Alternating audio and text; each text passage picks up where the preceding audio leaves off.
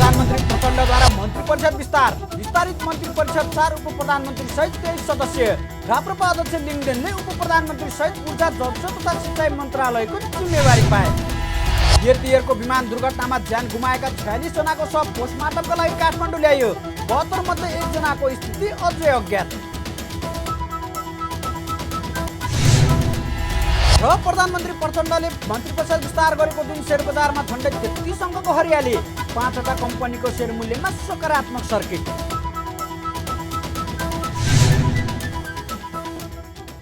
नमस्कार, कारोबार समाचारमा स्वागत छ। अब समाचार विस्तारमा। प्रधानमन्त्री पुष्पकमल दाहाल प्रचण्डले मन्त्री परिषदको विस्तार गर्नुभएको छ। प्रधानमन्त्री दाहालले जिम्मेवारी सम्हालेको 22औं दिनमा मन्त्री परिषद विस्तार गर्नुभएको हो। यो सँगै दाहालको नेतृत्वमा 4 उप प्रधानमन्त्री सहित 23 सदस्यीय मन्त्रीमण्डल गठन भएको छ। प्रधानमन्त्री पुष्पकमल दाहालले जिम्मेवारी सम्हालेको 22औं दिनमा मन्त्री परिषद विस्तार गर्नुभएको छ। पुस 11 गते पहिलो पटक 8 सदस्यीय मन्त्रीमण्डल गठन गर्नुभएको प्रधानमन्त्री दाहालले मंगलबार 12 मन्त्री र 3 राज्यमन्त्री थप्दै 23 सदस्यीय मन्त्रीमण्डललाई पूर्णता दिनुभएको हो। एमाले 8, माओवादी केन्द्रले प्रधानमन्त्री सहित 5 मन्त्री, राष्ट्रिय स्वतन्त्र पार्टी र राप्रपाले 3-3 मन्त्रालय र जनमतले एउटा मन्त्रालय लिएको छ भने माओवादी, रासोपा र राप्रपाले 1-1 राज्यमन्त्री पाएका छन्। सोमबार उप प्रधानमन्त्री र मन्त्रीहरूको शपथ राष्ट्रपति भण्डारीले गराउनु भयो भने राज्यमन्त्रीहरूको शपथ प्रधानमन्त्री दाहालले गराउनु भयो। विस्तारित मन्त्री परिषदमा 4 जना उप प्रधानमन्त्री छन्। यसअघि नेकपा एमालेका उपमहासचिव विष्णु पौडेललाई उपप्रधान सहित अर्थ मन्त्रालयको जिम्मेवारी सुम्पिसक्नु भएको छ भने नेकपा माओवादी केन्द्रका वरिष्ठ उपाध्यक्ष नारायण काजी श्रेष्ठलाई उपप्रधान सहित भौतिक पूर्वाधार तथा यातायात र राष्ट्रिय स्वतन्त्र पार्टीका सभापति रवि लामिछानेलाई उपप्रधान सहित गृह मन्त्रालयको जिम्मेवारी सुम्पिसक्नु भएको छ। आज भने राष्ट्रिय प्रजातन्त्र पार्टीका अध्यक्ष राजेन्द्र प्रसाद लिङदेनलाई उपप्रधान सहित ऊर्जा जलस्रोत तथा सिँचाइ मन्त्रालयको जिम्मेवारी सुम्पिनु भएको हो। विस्तारित मन्त्री परिषदमा राप्रपाबाट ध्रुव बहादुर प्रधान, कानुन मन्त्री र विक्रम पाण्डेले शहरी विकास मन्त्री तथा दीपक बहादुर सिंहले ऊर्जा राज्य मन्त्रीका रूपमा शपथ लिनु भएको छ। एमालेबाट भने विमला राई पौडेलले परराष्ट्र, पदम गिरीले स्वास्थ्य, भगवती चौधरीले महिला बालबालिका मन्त्री तथा हरि उप्रेतीले रक्षा मन्त्रीका रूपमा शपथ लिनुभयो। यस्तै माओवादी केन्द्रबाट रेखा शर्माले सूचना सञ्चार तथा प्रविधि, सुदन किरातीले संस्कृति पर्यटन तथा नागरिक उड्डयन मन्त्री, अमनलाल मोदीले संघीय मामिला तथा सामान्य प्रशासन मन्त्रीका रूपमा शपथ लिनुभयो। त्यस्तै राष्ट्रिय स्वतन्त्र पार्टीबाट शिशिर खनालले शिक्षा मन्त्री, डोल प्रसाद अर्यालले श्रम तथा सामाजिक सुरक्षा मन्त्री तथा डाक्टर तोसीमा कार्कीले स्वास्थ्य राज्य मन्त्रीका रूपमा शपथ लिनुभयो। जनमत पार्टीबाट अब्दुल खानले खानेपानी मन्त्रीको जिम्मेवारी पाउनुभयो। 2वटा मन्त्रालय वन तथा वातावरण, युवा तथा खेलकुद भने प्रधानमन्त्री आफैले राख्नु भएको छ। नयाँ मन्त्रीहरूले राष्ट्रपतिबाट शपथ खाए लगतै आफ्नो मन्त्रालय पुगेर जिम्मेवारी सम्हाल्नु भएको छ। उपप्रधान सहित ऊर्जा जलस्रोत तथा सिँचाइ मन्त्रालयको जिम्मेवारी पाउनुभएका अध्यक्ष लिङदेन सहित राप्रपाका नयाँ मन्त्रीहरू राष्ट्रपति कार्यालयमा पद तथा गोपनीयताको शपथ लिएपछि पशुपति मन्दिर पुगेका छन्। पशुपतिनाथको दर्शन लगतै लिङदेन ऊर्जा मन्त्रालय पुगेर जिम्मेवारी सम्हाल्नु भएको छ। मन्त्रालयका कर्मचारीको स्वागतपछि पदभार ग्रहण गरेका लिङदेनले ऊर्जा जलस्रोत र सिँचाइ क्षेत्रको आवश्यकता र प्राथमिकता निर्धारण गर्नका लागि 3 सदस्यीय कार्यदल गठन गर्ने पहिलो निर्णय गर्नुभयो। विगतका कामको अनुभवको अध्ययन गर्दै मुलुकको आवश्यकता र प्राथमिकताको आधारमा मन्त्रालयको कार्य सम्पादन गर्न आफूले ऊर्जा जलस्रोत र सिँचाइ क्षेत्रको 5 वर्षे रणनीतिक योजना बनाएर काम गर्न सो कार्यदल बनाउने निर्णय गरेको नवनियुक्त उपप्रधानमन्त्री लिङदेनले बताउनुभयो। ऊर्जा जलस्रोत तथा सिँचाइ मन्त्रालय अन्तर्गत हुने कामहरूको बारेमा योजनाबद्ध ढङ्गले कामलाई अगाडि बढाउनको लागि विगतमा भएका कामहरूको अनुभव समेतलाई ध्यानमा राखेर ती सबैलाई अध्ययन गर्दै आगामी 5 वर्षमा ऊर्जा जलस्रोत र सिँचाइको क्षेत्रमा हामीले योजनाबद्ध ढङ्गले प्राथमिकतामा राखेर गर्नुपर्ने कामहरू के हुन् र कसरी हामी अगाडि जान सक्छौँ, हाम्रो आवश्यकता प्राथमिकताहरू निर्धारण गर्न र 5 वर्षीय एउटा रणनीतिक योजना बनाउनको लागि अहिले एउटा कार्यदल चाहिँ गठन गर्ने निर्णय गरेका छौँ। पहिलो निर्णय चाहिँ नवनियुक्त उपप्रधानमन्त्री लिङदेनले आफूले जिम्मेवारी लिएको मन्त्रालयको काम चुनौतीपूर्ण रहे पनि त्यसलाई अवसरमा बदल्ने दृढता समेत व्यक्त गर्नुभयो। उहाँले सञ्चारकर्मीमा शुभ काम सुरु गर्नुअघि देवी देवताको दर्शन गर्न जाने नेपालीहरूको चलन रहेकाले आफूहरू पनि पदभार ग्रहण गर्नुअघि पशुपतिनाथ मन्दिर दर्शन गर्न गएको स्पष्ट पार्नुभयो। नवनियुक्त शहरी विकास मन्त्री विक्रम पाण्डेले देशभरका तुइन विस्थापित गरेर झुलुङ्गे पुल बनाउने प्रतिबद्धता जनाउनु भएको छ। मङ्गलबार शहरी विकास मन्त्रीको शपथ ग्रहणपछि मन्त्रालयमा पदभार ग्रहण गर्दै मन्त्री पाण्डेले नेपालको पश्चिममा खोलामा झुलुङ्गे पुल नहुँदा मानिसहरूको तुइनबाट खोला तर्दा खोलामा खसेर मृत्यु भइरहेको भन्दै सबैभन्दा पहिला मन्त्रालयले तुइन हटाएर झुलुङ्गे पुल बनाउने बताउनु भएको हो। उहाँले तुइन हटाएर झुलुङ्गे पुल बनाउन नसक्ने मन्त्रालयको औचित्य नहुने बताउनु भयो। मन्त्री पाण्डेले अब नेपालको कालीगण्डकी क्षेत्रमा हरेक आधा घण्टाको फरकमा झुलुङ्गे पुल निर्माण गरिने बताउनु भयो। उहाँले शहरी विकास मन्त्रालयमा गर्नुपर्ने कामको प्राथमिकताका आधारमा काम गर्ने पनि बताउनु भयो।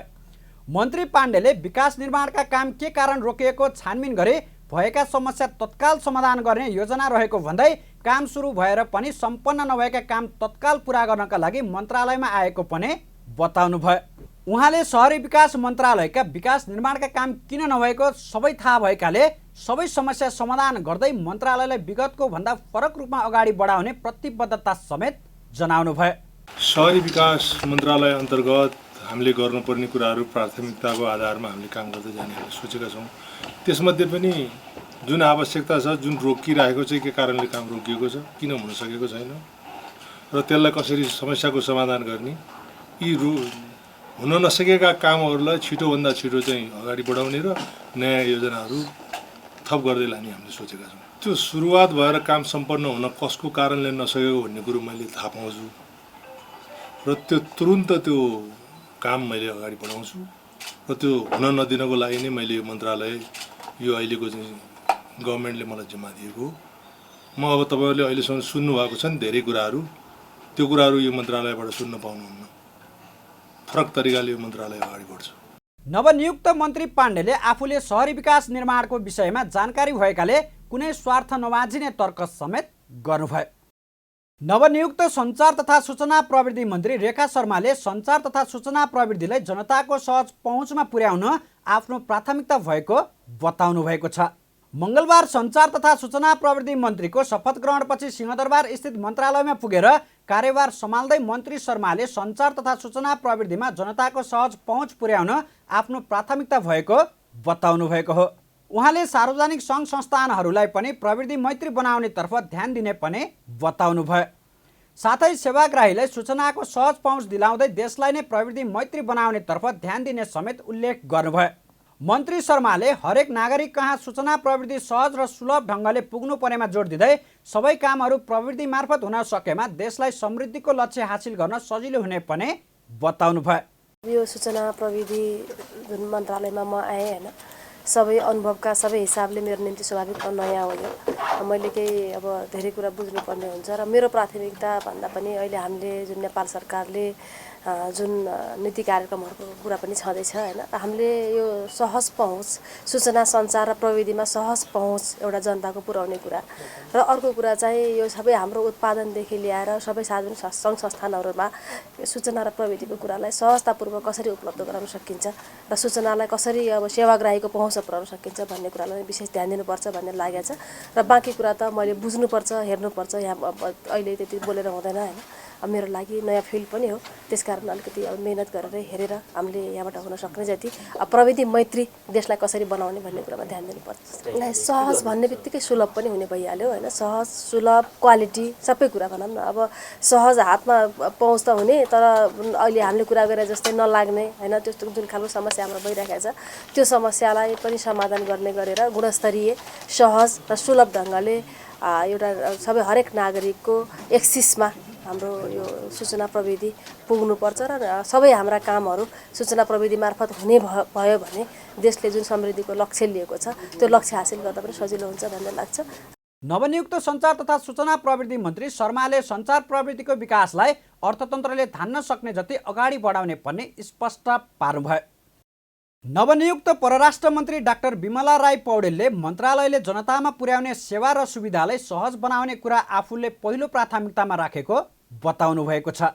मङ्गलबार परराष्ट्र मन्त्रीको शपथ ग्रहणपछि मन्त्रालयमा पदभार सम्हाल्दै मन्त्री पौडेलले जनतामा परराष्ट्र मन्त्रालयले पुर्याउने सेवा र सुविधालाई सहज बनाउन पहिलो प्राथमिकता दिने बताउनु भएको हो। उहाँले परराष्ट्र मन्त्रालयबाट जनतामा प्रवाह हुने सेवाको प्रवाहलाई प्रभावकारी तुल्याउने, विदेशी कूटनीतिक नियोगहरूसँगको सहकार्य र नेपालका विभिन्न देशमा रहेका राजदूतावासहरूमा नेपालीहरूको सहज पहुँच बनाउने आफ्नो नीति प्राथमिकता रहेको बताउनुभयो। उहाँले नेपालको हितमा सम्झौता नगरिकन आफ्नो विदेशी कूटनीतिक नियोगहरूसँग समन्वय गर्ने भन्दै नेपालको परराष्ट्र नीतिलाई स्थिर बनाउन आफूले प्रयास गर्ने पनि बताउनुभयो। मेरो प्राथमिकतामा चाहिँ पहिलो प्राथमिकता भनेको परराष्ट्र मन्त्रालयले नेपालमा जनतालाई पुर्याउने सेवा सुविधालाई सहज बनाउने कसरी। अहिले ठुलो ठुलो इस्युहरू आइरहेको छ, हामीसँग देखिराख्नु भएको छ। नागरिकता हाम्रो यो पासपोर्टकै ठुलो इस्यु बनिरहेको छ होइन। त्यो भएर हामीले परराष्ट्रले जनतालाई पुर्याउने सेवालाई कसरी सहज बनाउने भन्ने मेरो पहिलो प्राथमिकता चाहिँ त्यता हुन्छ। त्यसपछि दोस्रो प्राथमिकता भनेको नेपालमा विभिन्न विदेशी संस्थाहरूको कूटनीतिक नियोगहरू हुन्छन्। म पनि एउटा कूटनीतिक नियोगमा काम गरेर आएको मान्छे हुँ र मलाई कसरी हाम्रो कूटनीतिक नियोगहरू नेपालमा बसिरहेका विदेशबाट आएका कूटनीतिक नियोगहरूलाई हामीले कसरी समन्वयमा काम गर्न सक्छौँ, कसरी उहाँहरूबाट बढीभन्दा बढी हामी फाइदा लिन सक्छौँ without compromising our national interest. त्यसमा हामी कसरी सम्बन्ध सुदृढ गर्न सक्छौँ, कसरी हामीले विकासका योजनाहरूलाई पनि ल्याउन सक्छौँ, कसरी वैदेशिक कूटनीतिलाई दह्रो बनाउन सक्छौँ उहाँहरूसँग, त्यो अर्को प्राथमिकतामा रहन्छ। मन्त्री पौडेलले नेपालको राजदूतावासमा नेपाली जाँदा घर जस्तो फिल गर्नुपर्ने भन्दै नेपालीहरू बाहिर जाँदा नेपालको एम्बेसीभित्र छिर्दा घर जस्तो महसुस हुने वातावरण बनाउने पनि बताउनुभयो। नवनियुक्त स्वास्थ्य तथा जनसङ्ख्या मन्त्री पदम गिरीले सबै नेपालीमा स्वास्थ्य सेवाको पहुँच सुनिश्चित गर्ने गरी काम गर्ने बताउनु भएको छ। मङ्गलबार स्वास्थ्य तथा जनसङ्ख्या मन्त्रीको शपथ ग्रहणपछि मन्त्रालयमा पुगेर कार्यभार सम्हाल्दै मन्त्री गिरीले सबै नेपालीहरूमा स्वास्थ्य सेवाको पहुँचलाई सुनिश्चित गर्न सम्पूर्ण ध्यान केन्द्रित गर्ने बताउनु भएको हो। उहाँले सबै पालिकाहरूमा निर्माणाधीन अवस्थामा रहेका अस्पतालहरूमा आवश्यक जनशक्ति र उपकरणहरूको व्यवस्थापनमा पनि ध्यान दिने बताउनु भयो। उहाँले जनताहरूले गुणस्तरीय सेवा लिन सकुन् भन्ने आफ्नो चाहना रहेको उल्लेख गर्दै त्यसका लागि रफ्तारमा काम अगाडि बढाउने पनि बताउनु भयो। अहिले सबै पालिकाहरूमा चाहिँ अस्पतालहरू 5 देखि 15 बेडसम्मको अस्पतालहरू निर्माणको प्रक्रियामा छन्। थुप्रै ठाउँहरूमा अब भवनहरू बन्दैछन्, निर्माणको चरणमा छ। त्यहाँ आवश्यक चाहिने जनशक्तिहरू व्यवस्थापन गर्नुपर्ने होला, इक्विपमेन्टहरूको व्यवस्थापन गर्नुपर्ने होला। गाउँका जनताले नजिकैबाट एकदम गुणस्तरीय स्वास्थ्य सेवा लिन सकोस्, हाम्रो चाहना चाहिँ त्यो हुन्छ। त्यसका लागि एकदम द्रुत गतिमा पुरा रफ्तारका साथ हामी त्यो कामलाई चाहिँ अगाडि बढाएर लिएर जान्छौँ। मन्त्री गिरीले स्वास्थ्य बिमाको कार्यक्रमलाई प्रभावकारी ढङ्गले कार्यान्वयन गर्ने प्रतिबद्धता जनाउँदै सबै नागरिकहरूलाई स्वास्थ्य बिमाको दायराभित्र ल्याउने र गुणस्तरीय स्वास्थ्य सेवा दिने पनि बताउनु भयो। सबै नागरिकहरूलाई गुणस्तरीय स्वास्थ्य सेवा चाहिँ लिनका लागि, त्यो प्राप्त गर्नका लागि यो स्वास्थ्य बिमाको जुन कार्यक्रम छ यो कहाँनिर किन प्रभावकारी बन्न सकिरहेको छैन। मैले के देख्छु भने पहिला स्वास्थ्य बिमा चाहिँ सहभागी भइसकेका मान्छेहरूको फेरि नवीकरण नहुने, फेरि घट्दै जाने, अनेक किसिमका समस्याहरू पनि आउने, यी किन भइरहेका छन्, यसको खास कहाँनिर हडल छ, के हो त यसको अप्ठ्यारो, समस्या कहाँ पर्या हो, यी विषयहरूलाई पनि हामीले गम्भीरताका साथ हेर्छौँ र यस्तो अझै फराकिलो बनाएर लिएर जाने र सबै जनताले गुणस्तरीय स्वास्थ्य सेवा पाउने कुराको सुनिश्चित गर्ने हाम्रो अठोट यसैमा हुन्छ। हामी सम्पूर्ण ध्यान यसैमा केन्द्रित गर्छौँ। यता स्वास्थ्य तथा जनसङ्ख्या राज्य मन्त्री डाक्टर तोसीमा कार्कीले मन्त्रालयमा आएपछि स्वास्थ्य सेवाका न्यूनतम मापदण्ड सम्बन्धी पहिलो निर्णय गरिएको जानकारी दिनुभयो। उहाँले गुणस्तरीय स्वास्थ्य सेवा सबै नेपालीहरूको पहुँचमा पुर्याउनका लागि मापदण्ड बनाएको बताउनुभयो। त्यस्तै वडा स्तरसम्मका स्वास्थ्य केन्द्रहरूमा आँखा सम्बन्धी स्वास्थ्य सेवा विस्तारित गर्ने गरी राष्ट्रिय आँखा स्वास्थ्य रणनीति बनाउने पनि बताउनु भयो। आम नागरिकले 3 करोड नेपालीले नै चाहे सुगममा हुन् चाहे दुर्गममा हुन् होइन, हरेक व्यक्तिले महसुस गर्ने गरिकन संविधानको धारा 35 लाई सुनिश्चित गराउनको लागि गुणस्तर स्वास्थ्य सेवा आम नेपालीको पहुँचमा पुर्याउनको लागि चाहिँ हामीले यो मापदण्ड सेट गरेका छौँ र यस सम्बन्धीकै निर्णय आज लिएका छौँ। पहिलो निर्णय यो थियो र दोस्रो निर्णय चाहिँ राष्ट्रिय आँखा स्वास्थ्य नीति रणनीति हामीले त्यस सम्बन्धीका निर्णय लिएका छौँ, जस अन्तर्गत चाहिँ आँखाका सम्बन्धी स्वास्थ्य सेवालाई विकेन्द्रीकरण गरिकन हामीले वडा स्तरसम्मका स्वास्थ्य केन्द्रहरूमा कसरी आँखा सम्बन्धीका स्वास्थ्य सेवा विस्तारित गर्न सकिन्छ त्यो सम्बन्धीको चाहिँ निर्णय लिएका छौँ। उहाँले पनि आम नेपालीको पहुँचमा स्वास्थ्य सेवालाई पुर्याउने गरी काम गर्ने बताउनु भयो। प्रादेशिक सार्वजनिक स्वास्थ्य प्रयोगशाला प्रदेश 1 लाई हस्तान्तरण गरिएको छ। मङ्गलबार एक कार्यक्रम बीच एड्स, क्षयरोग र मलेरिया विरुद्धको ग्लोबल फन्डका क्षेत्रीय प्रबन्धक निकोलस कान्टु र सेभ द चिल्ड्रेनकी नेपाल तथा भुटान स्थित कार्यालयकी निर्देशक हिदर क्याम्पबेलले संयुक्त रूपमा प्रयोगशालाको हस्तान्तरण गर्नुभएको हो। ग्लोबल फन्डले नेपालको लागि प्रदान गरेको अनुदान सहायताको रकमबाट प्रयोगशालाको स्थापना भएको हो। 10.5 करोड रुपियाँ लागतमा स्थापना गरिएको प्रयोगशालामा आगामी दिनमा अतिरिक्त फर्निचर, लिफ्ट, प्रयोगशालाका लागि आवश्यक पर्ने अन्य उपकरण पनि थप्ने योजना रहेको बताइएको छ। नेपाल स्थित दि ग्लोबल फन्ड कार्यक्रमले नेपालमा क्षयरोग, HIV तथा मलेरिया रोग विरुद्धको प्रतिकार्यमा सहायता गर्दै आएको छ। नेपाल स्थित सेभ द चिल्ड्रेन इन्टरनेसनलले प्रमुख साझेदारको रूपमा नेपाल सरकार, जोखिम बाह्य विकास साझेदार र नागरिक समाज सङ्घ संस्थाहरूको सहकार्यमा ग्लोबल फन्ड कार्यक्रमको व्यवस्थापन गर्दै आएको छ। सन् 2008 देखि सेभ द चिल्ड्रेनले ग्लोबल फन्डको अनुदान व्यवस्थापन गर्दै आएको छ। सन् 2015 यता भने सेभ द चिल्ड्रेनले 3 रोग HIV, क्षयरोग र मलेरियाको लागि पूर्ण व्यवस्थापन गर्दै आएको छ। हस्तान्तरण कार्यक्रममा बोल्दै प्रदेश 1 का मुख्यमन्त्री हिक्मत कुमार कार्कीले प्रदेश 1 मा स्वास्थ्य मन्त्रालयलाई अलग्गै मन्त्रालय बनाई मन्त्रालयको सेवाहरू उत्कृष्ट बनाइने प्रतिबद्धता जनाउनुभयो। स्वास्थ्य मन्त्रालयलाई सामाजिक मन्त्रालय मातहतमा राख्ने चर्चा चलिरहेका बेला मुख्यमन्त्री कार्कीले यस्तो प्रतिक्रिया आएको हो। उहाँले मन्त्रालयलाई अध्ययनको क्षेत्रमा जोडेर जनशक्ति र आर्थिक स्रोत जुटाई मन्त्रालयबाट दिने सेवाहरू चुस्त बनाइने बताउनुभयो। कि हामी प्रदेशमा हिजो जस्तै स्वास्थ्य मन्त्रालयलाई सामाजिक मन्त्रालयकै मातहतमा राख्ने कि भन्ने छलफल चलिरहेको थियो। म आज यो कार्यक्रम मार्फत स्वास्थ्य मन्त्रालयलाई हामी अलग्गै राख्ने उद्घोष पनि गर्न चाहन्छु र स्वास्थ्य मन्त्रालय प्रदेशमा अलग्गै मन्त्रालयको रूपमा रहनेछ र यसको माध्यमबाट अघि यहाँ केही कुराहरू आइसक्यो। हामी रिसर्चको क्षेत्रमा हाम्रो कामहरू कमजोर छन्, जनशक्ति कम छ, हाम्रो फाइनेन्सियल रिसोर्सहरू हाम्रा कम छन्, हाम्रो अनुभव कम छ, नयाँ संरचना हो। त्यसो भएको हुनाले म save the children, global fund, Nepal सरकार स्वास्थ्य मन्त्रालयसँग यस कामका लागि हामीलाई थप सहयोग, सुझाव, सल्लाह, सहकार्यको निम्ति म यहाँहरूलाई आह्वान र आग्रह पनि गर्न चाहन्छु। मुख्यमन्त्री कार्कीले सरकारी स्वास्थ्य सेवाको नतिजा कमजोर भइरहेकाले सरकारी स्वास्थ्य केन्द्रहरूको सेवा चुस्त बनाई सरकारी क्षेत्रहरू आकर्षक बनाउनेतिर आफू लाग्ने बताउनुभयो। माघ 1 गते पोखरामा भएको यति एयरको विमान दुर्घटनामा ज्यान गुमाएका 46 जनाको शव काठमाडौँ ल्याइएको छ। पोखरामा पोस्टमार्टम हुन नसकेका 46 जनाको शव पोस्टमार्टमका लागि त्रिभुवन शिक्षण अस्पताल महाराजगञ्जमा ल्याइएको हो। 24 जनाको भने पोखरा स्वास्थ्य विज्ञान प्रतिष्ठान गण्डकी शिक्षण अस्पतालमा पोस्टमार्टम गरिँदैछ, जसमध्येका केही शवको पोस्टमार्टम गरेर आफन्तलाई हस्तान्तरण समेत गरिएको अस्पतालले जनाएको छ। कतिपय शव पहिचान गर्न नै नसकिने खालका भएकाले ती शवको DNA समेत परीक्षण गर्नुपर्ने भएकाले ती शव काठमाडौँ ल्याइएको हो। 72 जना सवार यति एयरको विमान आइतबार पोखरामा दुर्घटना भएको थियो, जसमध्ये 71 जनाको शव भेटिएको हो भने 1 जनाको स्थिति अझै अज्ञात छ। विशेष अदालतले विभिन्न मितिमा गरेका फैसला उपर चित्त नबुझेको भन्दै अख्तियार दुरुपयोग अनुसन्धान आयोगले सर्वोच्च अदालतमा पुनरावेदन गरेको छ। आयोगले घुस रिश्वत सम्बन्धी विभिन्न 4 मुद्दामा विशेष अदालतको फैसला चित्त नबुझेर पुनरावेदन गरेको हो। गत असार 30 गते शोभित शाह विरुद्धको मुद्दामा भएको फैसला, गत जेठ 18 गते सुशील बुढाथोकी र ज्ञानबहादुर कार्की विरुद्धको मुद्दामा भएको फैसला, गत असार 10 गते राम नरेश पासवान विरुद्धको मुद्दामा भएको फैसला र पर्वत पौडेल विरुद्धको मुद्दामा गत साउन 12 गते भएको फैसला चित्त नबुझेर सर्वोच्चमा पुनरावेदन गरिएको अख्तियारले जनाएको छ। प्रधानमन्त्री पुष्पकमल दाहाल प्रचण्डले मन्त्री परिषद विस्तार गरेको दिन शेयर बजारमा झन्डै 33 अङ्कको हरियाली छाएको छ। साताको पहिलो कारोबार दिन मङ्गलबार शेयर बजार मापन गर्ने नेप्से परिसूचक 32.72 अङ्क बढेर 2182.11 अङ्कमा पुगेको हो। मङ्गलबार कारोबारमा आएका 250 कम्पनीको 1,18,83,000 किता शेयर 3,72,47,00,000 रुपियाँ बराबरको खरिद बिक्री भएको छ। आज नेप्से परिसूचक बढे पनि कारोबार रकम भने घटेको छ। गत बिहिबार करिब 5.5 अर्बको कारोबार भएको थियो।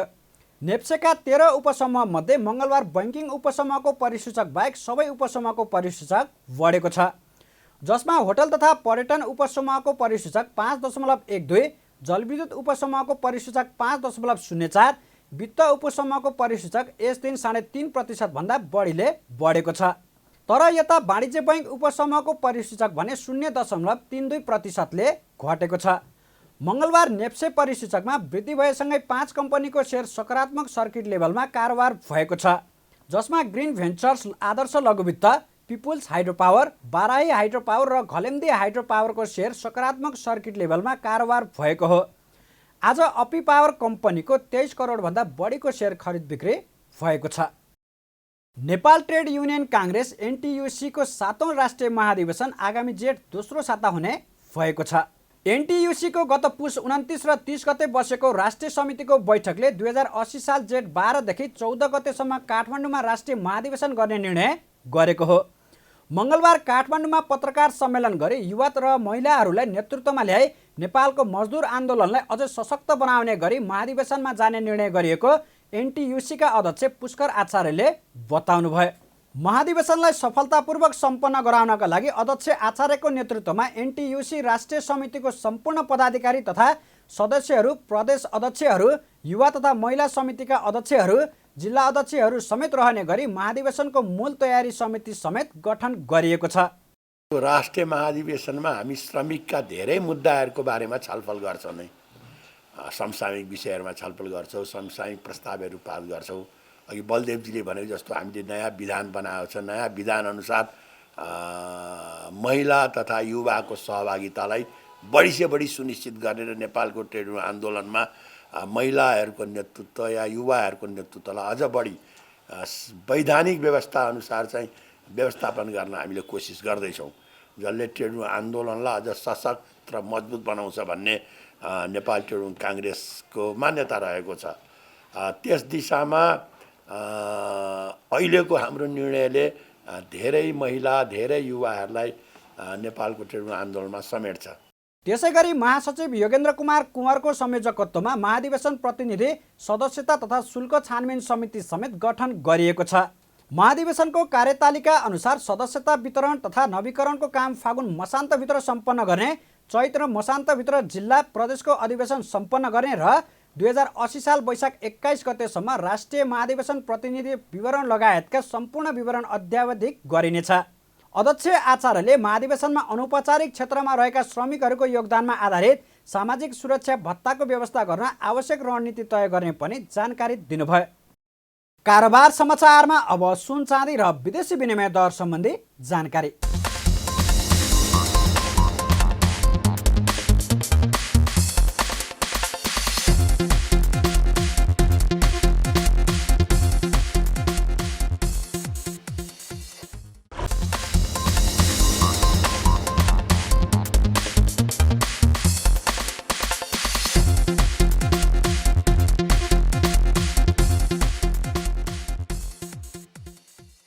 विदा हुनु अघि अहिलेसम्मका प्रमुख समाचार फेरि एकपटक। प्रधानमन्त्री प्रचण्डद्वारा मन्त्री परिषद विस्तार, विस्तारित मन्त्री परिषद 4 उप प्रधानमन्त्री सहित 23 सदस्य। राप्रपा अध्यक्ष लिङदेनले उप प्रधानमन्त्री सहित ऊर्जा, जलस्रोत तथा सिँचाइ मन्त्रालयको जिम्मेवारी पाए।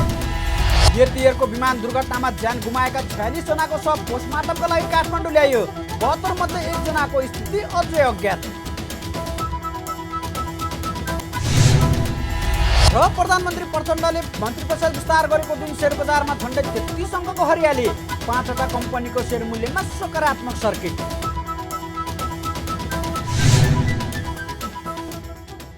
कारोबार समाचार सकियो। हामीलाई बिदा दिनुहोस्।